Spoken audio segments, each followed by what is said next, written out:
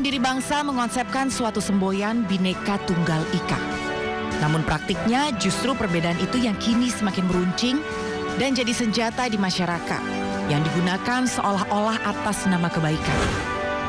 Herman Josis Mokalu atau populer dikenal dengan nama Yosi Mokalu, seorang musisi yang tergabung dalam grup band Project Pop tak hanya berbakat dalam seni, namun juga aktif gelorakan semangat kebinekaan untuk mengajak anak-anak muda agar tak apatis, tapi kritis sebagai bentuk kepedulian terhadap masa depan bangsa. Sebuah gerakan bertajuk Nakal Nasionalisme Radikal ia gagas demi sebarkan virus positif cinta tanah air dan keberagaman. Kalau kita bicara soal kemerdekaan nih ya, Kak Yos ya. Kak Yos ini salah satu bukan favorit juga sih, tapi favorit juga sih. Gimana tuh? Ya, salah satu founder lah ya Kak ya. Dalam di komunitas kan bisa dibilangnya kan nasionalis radikal ini. Iya. Ya kan salah satu komunitas lah dan masih banyak lagi lah yang udah dikerjain. Dan aku tahu kamu tuh salah satu orang yang sangat nasionalis. Iya. Ya kan? Itu dari mana? Dari Dangdut is the Music of My Country. Kan itu sebenarnya lagu itu kan berbicara soal nasionalisme loh. Coba dengerin liriknya. Itu salah satunya, tapi ada beberapa proyek lain yang kita bareng kan. Yeah. Ini memang sangat tahu gitu bahwa sosok Yosi Mokalu itu adalah sosok yang sangat cinta dengan Indonesia dan begitu peduli dengan bangsa. Harus dong. Ya kan? Gitu. Pertanyaannya, kenapa Kak segitunya? Kalau menurut saya, identitas kewarganegaraan itu sebuah karunia yang absolut. Bukan pilihan kita, tapi pencipta kita memilihkan kita lokasi untuk dilahirkan. Dan salah satunya adalah tanah air. Dan dari situ akan melahirkan kewarganegaraan. Jadi kenapa saya bilang karunia yang absolut? Karena setiap pemberian Tuhan itu pasti baik. Termasuk yang memilihkan identitas itu.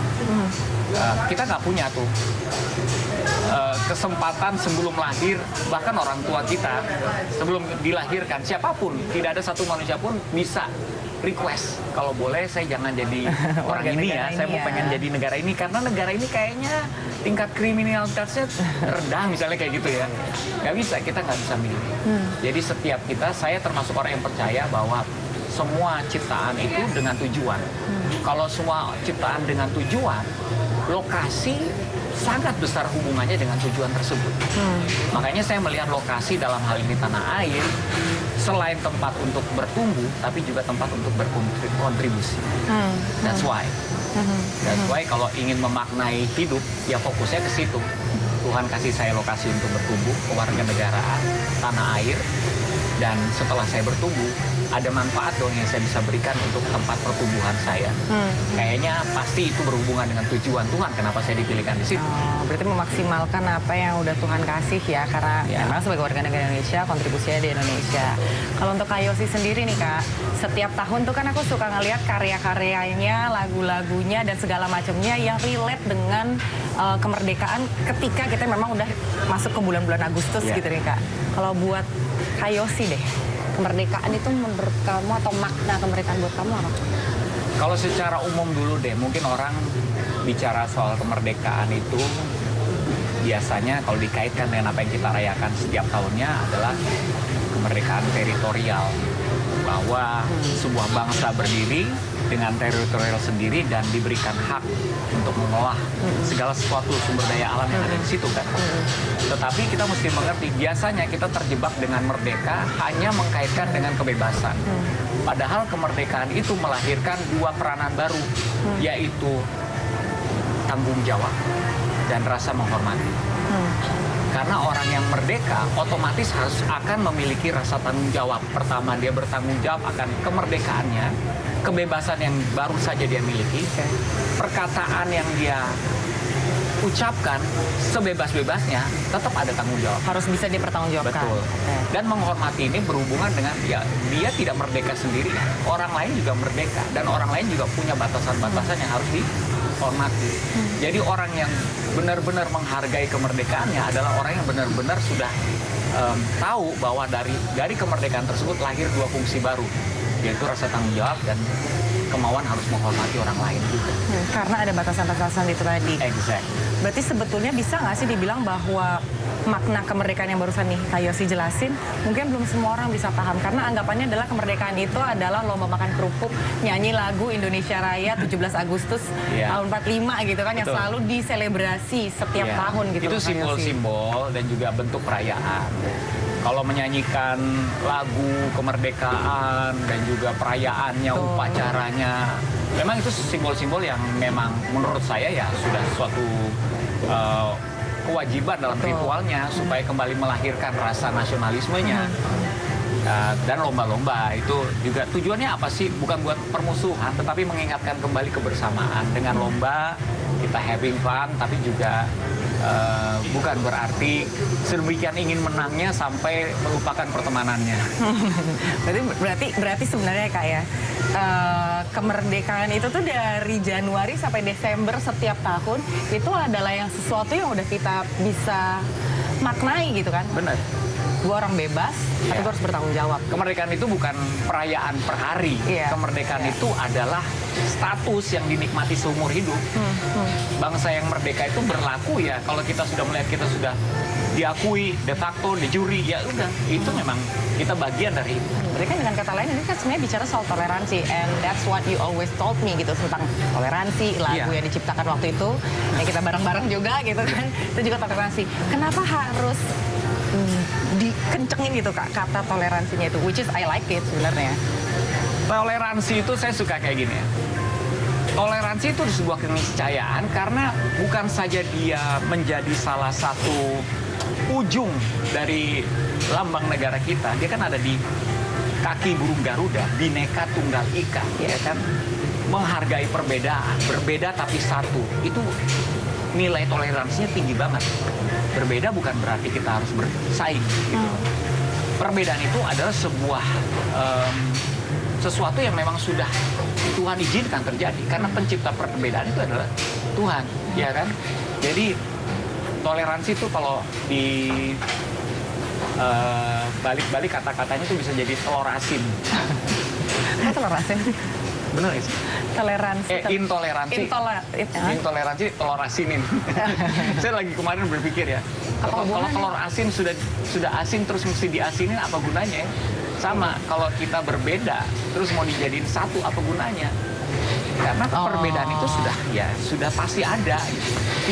Tidak ada satupun, bahkan anak kembar pasti yang benar-benar sama, pasti beda.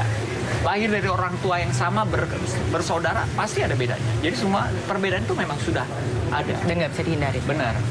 Makanya kalau toleransi itu bukan cuma ada di sila pertama, tapi di sila kedua juga berpesan kuat tentang toleransi kalau menurut saya. Keren banget sebenarnya Pancasila itu. Sudah mengisyaratkan dan mengingatkan untuk berperilaku sebagai bangsa, anggota masyarakat seperti apa. Tahu nggak apa yang disiratkan dalam sila pertama? Itu bukan cuma berbicara soal Tuhan yang Maha Esa. Iya, bukan berbicara soal menjaga saling menghormati antar agama, tapi itu mengarahkan kita supaya God center. Kita ini adalah bangsa yang mengakui ada pribadi spiritual yang berkuasa menciptakan ketuhanan, bukan keagamaan. Karena setiap agama menyebutnya mungkin berbeda. Ya, ada yang menyebutnya dewa, mungkin ada yang menyebutnya Allah, ada yang menyebutnya Yesus. Jadi beda, semuanya menyebutnya dengan pengenalannya masing-masing. Tetapi prinsip dasarnya sama, ketuhanan. Nah, dia meletakkan prinsip ini di tengah-tengah sebagai masyarakat. Keren banget, kenapa? Karena kalau kita orang yang God center, yang tahu bahwa segala sesuatu itu diizinkan terjadi oleh salah satu pribadi ini, termasuk perbedaan-perbedaan manusia yang ada di dalamnya. Dari situlah kita mulai bisa menghargai, prinsip dasar itulah, mulai menghargai manusia yang lain. Kenapa? Karena manusia yang lain itu ternyata sama juga di hadapan Tuhan, apapun perbedaannya. Makanya orang yang ngerti ketuhanan yang Maha Esa, sesungguhnya adalah orang yang baru bisa melahirkan kemanusiaan. Jadi berkaitan. Iya. Toleransinya tinggi. nilai toleransi. Keren kan? Ketika mereka baru mulai Kasihilah Tuhan alamu dan kasihlah sesama manusia. Nah itu keren berhubungan kan? Pasal 1, pasal 2 makanya bisa bersatu di pasal yang ketiga. Persatuan Indonesia itu hanya baru terjadi buat orang-orang yang sudah melakukan pengenalannya sama Tuhan dan melakukan ajarannya, yaitu kemanusiaan. Kalau itu bisa dilakukan, baru jadi persatuan Indonesia. Kalau masih sibuk dengan kepentingannya masing-masing, akan sulit. Jadi kan sebetulnya adalah perbedaan itu, keanekaragaman itu seharusnya bukan jadi perpecahan, tapi itu sebagai suatu warisan, kekayaan gitu. Dan kekayaan gitu kan sebenarnya.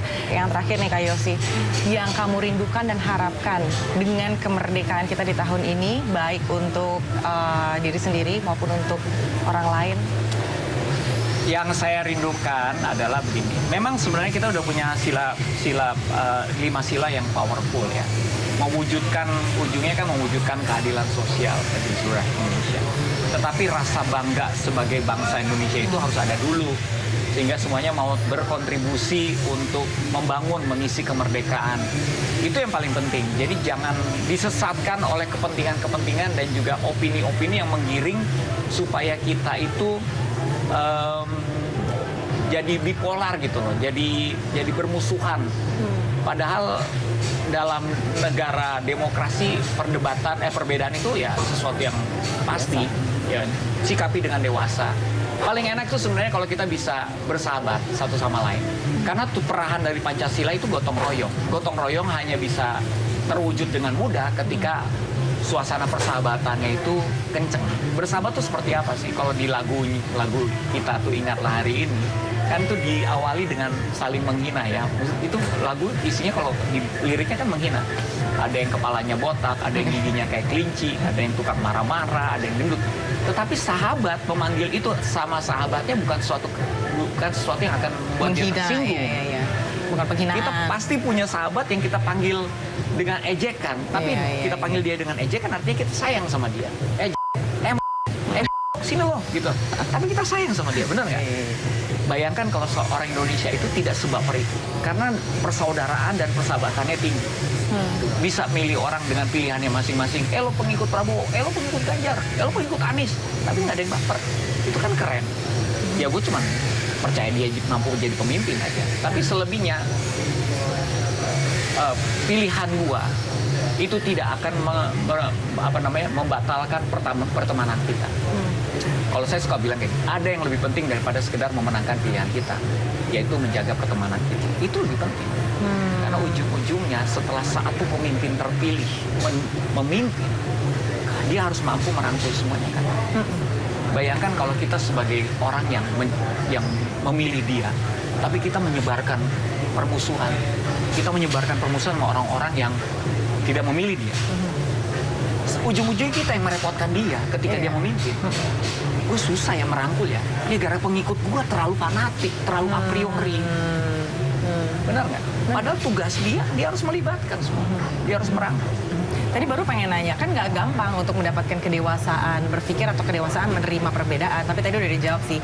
Ujung-ujungnya berarti lihat lagi yang didukung siapa gitu kan.